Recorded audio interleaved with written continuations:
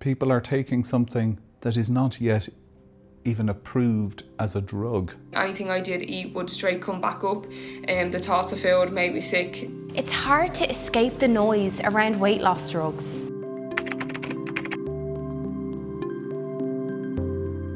Now, a new GLP-1 is generating a lot of attention. I first started taking Reta back in February of this year, and I took it for roughly 8 to 9 weeks. I took it because I was going to Marbella to do a photo shoot, and I had 15 kg to lose within 17 weeks, and I had heard about it online within the bodybuilding community. I know it is very popular, so I decided, well, I'll try it and see how it goes. Retatrutide, or Reta, is undergoing clinical trials by its manufacturer Eli Lilly. It's not yet approved for use anywhere, but doctors are concerned that people are still using it anyway. We had somebody in at the weekend who was getting Retatrutide twice a week in the gym they go to from their personal trainer, and they were in hospital with vomiting and kidney disease. It started to get really difficult after those first 2 weeks, because when I would inject, within a half an hour of me injecting, this is when I would start to get sick and I wouldn't be able to stand. I'd feel faint when I was in the gym or doing anything.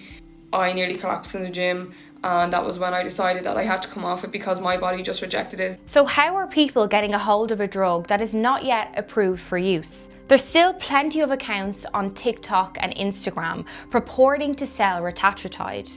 That is despite the platform saying that such activity is banned. Meta says it investigates and removes such content and is constantly working to get better at detecting it. Meanwhile, TikTok says it proactively removes the vast majority of videos violating its policies before people report them. It also says it's banned the hashtags Retatrutide and Reta. Accounts get around this by using different keywords or purported disclaimers like "for research purposes only" or "not for human consumption."